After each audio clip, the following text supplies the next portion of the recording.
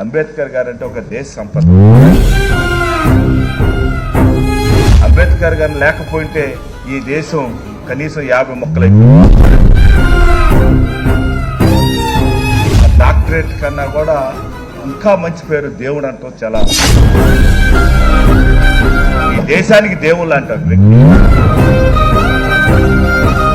100 అడుగులు ఉండొచ్చు కానీ గుండెలో 1000 అడుగులు అందరు గుండెల్లో ఉన్నారు.